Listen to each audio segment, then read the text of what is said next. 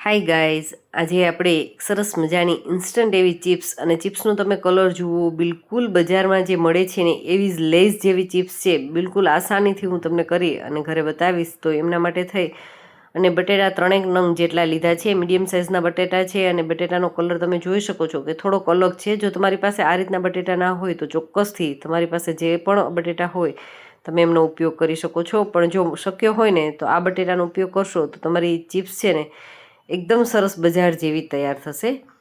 હવે આપણે ચિપ્સને બટેટાની છાલ ઉતારીને આ રીતની ચિપ્સ છે, લેઝની જે ડિઝાઇન આવે છે ને એ આપણે એવી ડિઝાઇનની ચિપ્સ છે એ તૈયાર કરી લેશું. તમે કોઈ પણ પ્લેન કરવી હોય તો તમે એ રીતે પણ કરી શકો છો, અને આમાં નેટ કરવી હોય તો બટેટાને એકવાર આડું એકવાર ઊભું એ રીતે કરી અને તમે એમની અંદર નેટ પણ કરી શકો છો. તો કોઈ ડિઝાઇન છે ને એ મહત્ત્વ નથી રાખતી, પણ એમનો ટેસ્ટ છે ને બિલકુલ બજાર જેવો લાવવા માટે થઈ અને આપણે નાની નાની ટિપ્સ ધ્યાનમાં રાખીશું ને તો ખૂબ જ સરસ ચિપ્સ છે એ તૈયાર થશે. હવે જુઓ, પહેલી વાત તો એ યાદ રાખવાની છે કે બટેટાને થોડું થોડું આપણે ચિપ્સ કરતા જશું અને થોડી થોડી ચિપ્સ છે સીધી જ પાણીની અંદર લેતા જશું, જેથી કરી બટેટાનો કલર ચેન્જ ન થાય અને એમનો સ્ટાર્ચ છે એ પાણીની અંદર આવશે તો દૂર થઈ જશે. અને અત્યારે તમે પાણીનો કલર જોઈ શકો છો કે એકદમ સફેદ દેખાવા લાગ્યો છે. તો ખાસ બટેટામાં રહેલો જે સ્ટાર્ચ છે એ દૂર કરી દેશો તો ક્યારેય તમારી ચિપ્સ છે એ લાલ નહીં થાય.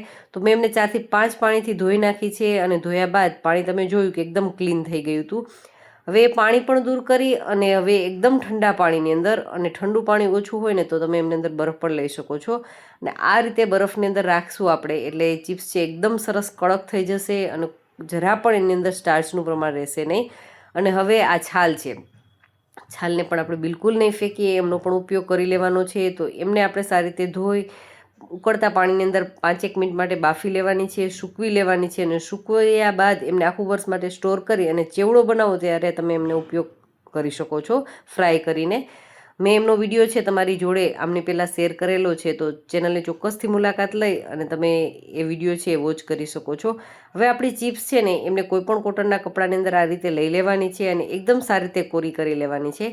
જો તમારી પાસે સમય ન હોય તો આ રીતે કોરી કરી લેશું, અને જો 5-1 મિનિટનો સમય હોય તો 5-1 મિનિટ પંખા નીચે એમને સૂકવી દેવાની છે. અને સુકાઈ ગયા બાદ તમે જોઈ શકો છો કે ભેજનું પ્રમાણ બિલકુલ ઓછું જ દેખાય છે. અને હવે ફ્રાય કરવામાં શું કાળજી રાખવાની છે કે તો ફ્રાય કરતી વખતે તેલ છે એકદમ ગરમ હોવું જોઈએ. તમે જોયું કે વેફર નાખતા જ તેલમાં એકદમ ઉકળવા લાગ્યું હોય ને એટલું તેલ દેખાય છે, તો એટલું તેલ ગરમ કરવાનું છે.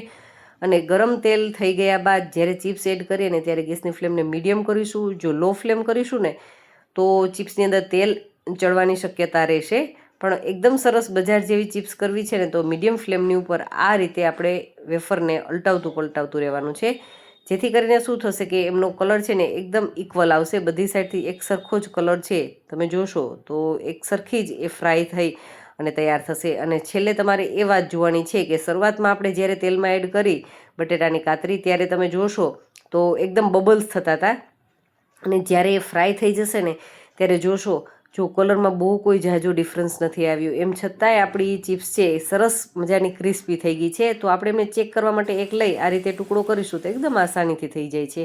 તો સમજી લેવાનું કે આપણે ચિપ્સ પરફેક્ટ એ ફ્રાય થઈ ચૂકી છે.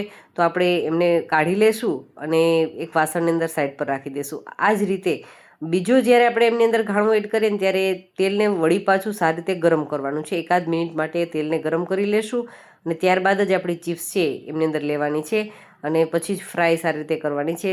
અને શરૂઆતમાં હાઈ ફ્લેમ રાખી તેલ ગરમ કરી ને વળી પાછું ગેસની ફ્લેમને મીડિયમ કરી અલટાવતું પલટાવતું રહેશું, કન્ટિન્યુ ચલાવીશું આ રીતે. એટલે એક સરખા કલરની સાથે આપણી ચિપ્સ છે એ ફ્રાય થઈ જશે.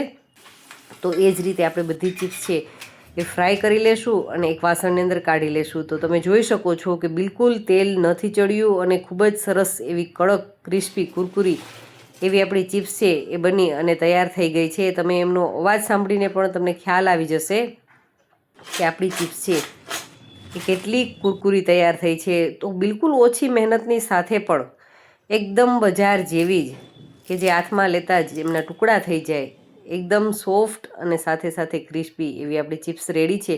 તો મસાલા કરી દઈએ તો મસાલાની અંદર લાલ મરચું પાવડર લીધો છે, આમચૂર છે, ચાટ મસાલો છે, ખાંડનો પાવડર છે, મરી અને સંચળ પાવડર લીધો છે. તમે તમારી ચોઈસના કોઈ પણ મસાલા છે લઈ શકો છો. તમને ભાવતા હોય તો લસણ અને ડુંગળીનો પાવડર છે એ પણ લઈ શકો છો. ફુદીના ફ્લેવરની કરવી છે તો ફુદીનાનો પાવડર પણ લઈ શકો છો.